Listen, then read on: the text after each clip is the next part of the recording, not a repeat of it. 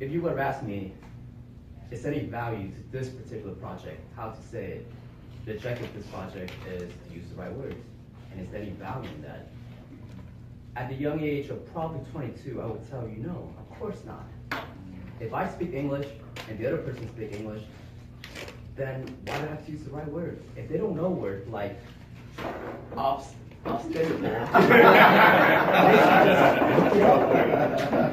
why is it up to me to use the right word for them? Needless to say, this led to a lot of confusion, conflict, and overall bad feelings. But the good part about being young is that you can always make new friends.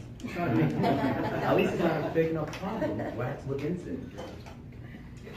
As I get older, I got this thing called a job. And in this job, you're expected to do things, like perform certain tasks and create productivity. And if you don't do them, you get fired. So now I love my lifestyle. I have a 2-bedroom apartment, a new car, all by myself.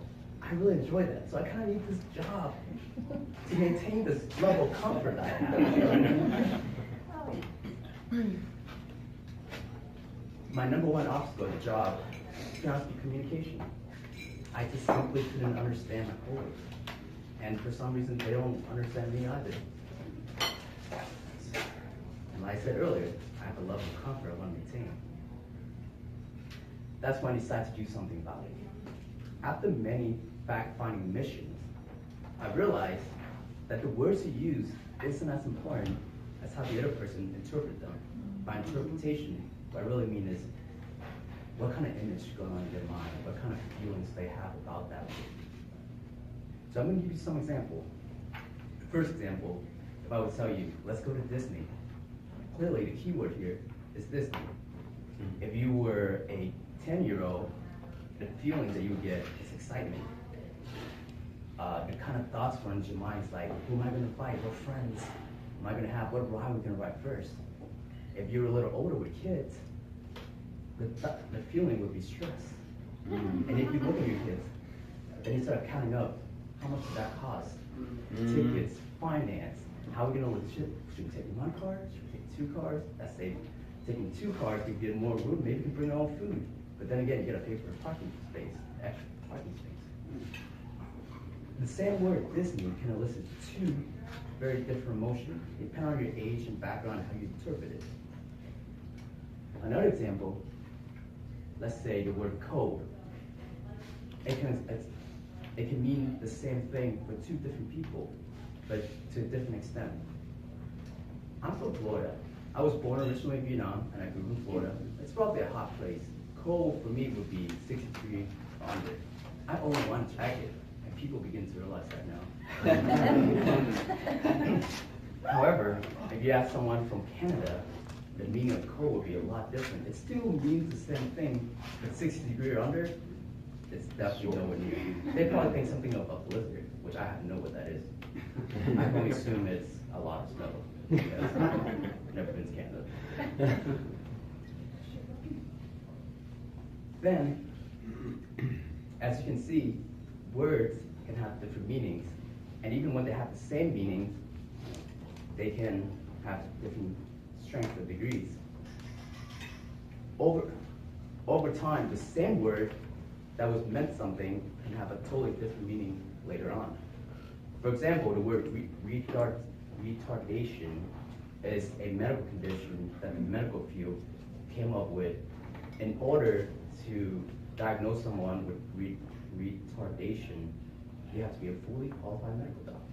You can't just call someone by that name and all of a sudden they become retarded. That's not how it works.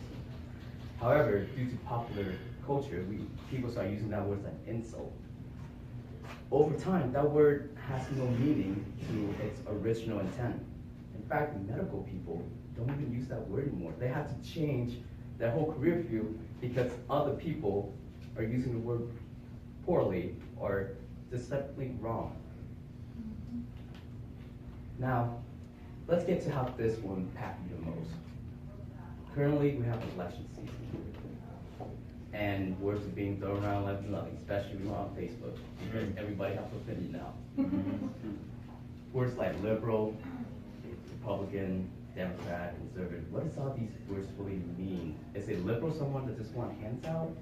Is a conservative somebody that believe everybody should believe in Christian faith, and if you go against that, then you should be exported? I don't know. It's really dependent on interpretation of that. But as you can see, this led to a lot of confusion and a lot of conflict and a lot of Facebook argument, which this never seems to be a winner, ever. Don't do that. Ever. Never. There's actually an organization that takes great precaution to maintain a certain name so that way they don't give the wrong impression. There's a show called Archer. And in the show, it's like James Bond. They have this, the organization is called ISIS. And as you know, there's a terror group now, recently, for the past couple of years, become really famous, called ISIS. So the show actually has to change their name because they don't want to associate with this other organization.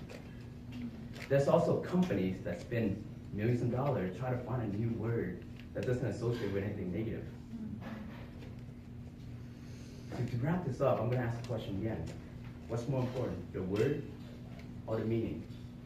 And unless you want to create a lot of conflict and unnecessary misunderstanding, I would suggest the meaning is more important than the words.